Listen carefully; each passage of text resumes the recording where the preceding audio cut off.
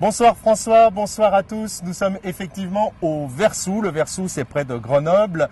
Nous sommes sur le site de CAT Logistique, là où sont assemblées les machines Astec. Alors pourquoi est-ce que nous sommes là avec Antoine Ferrand, qui est ingénieur au bureau d'études Astec. Antoine Ferrand, peut-être juste un petit mot pour qu'on comprenne. Ici, Astec occupe une petite partie de CAT Logistique. Vous êtes combien ici sur le site? Sur le site, on est environ 10 personnes.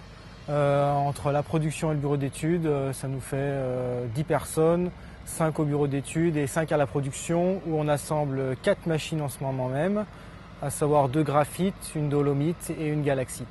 Donc ça, ce sont les images qu'on est en train de vous montrer en même temps avec ces 4 machines qui sont en assemblage. Alors là, on est bien sûr devant une machine graphite. On va en parler. La première innovation concerne, et c'est un élément fondamental quand on parle de damage, c'est la sécurité. Un élément de sécurité qui est lié au câble.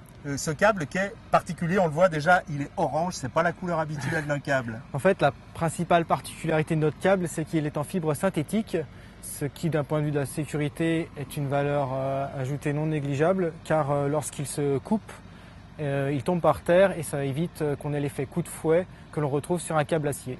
Je vous propose de le démontrer en image, plutôt que de vous le montrer ici, de casser 2 câbles.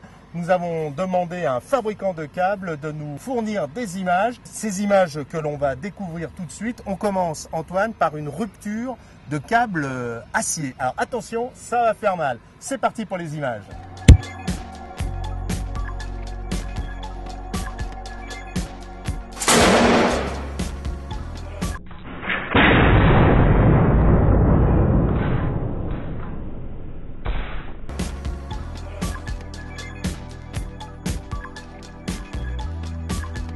Là, c'est vraiment spectaculaire. Le principal élément de ce qu'on vient de voir, c'est ce phénomène de fouet qui est dû à quoi en fait? En fait, l'acier a une certaine élasticité, emmagasine de l'énergie et au moment de la rupture restitue cette énergie, ce qui donne l'effet coup de fouet.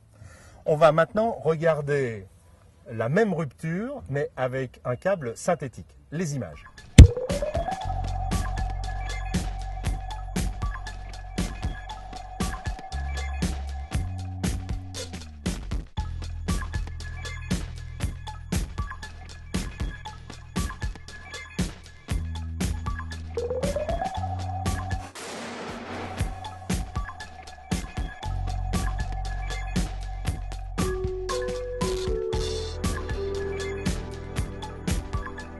Bon, là aussi c'est spectaculaire, on voit un câble qui casse. Combien il faut de force? Là on a un 13 tonnes pour rompre le câble synthétique. Donc il tient comme un câble acier. Exactement. 13 tonnes. 13 tonnes. La différence fondamentale? Vu qu'on n'a aucune élasticité sur la fibre synthétique, et à la rupture le câble tombe par terre, il n'y a pas l'effet coup de fouet qui peut être dangereux. Et oui, cet effet coup de fouet, il est bien connu de tous les dameurs. Je vous propose, François, de commenter ce que nous venons de voir avec vos invités.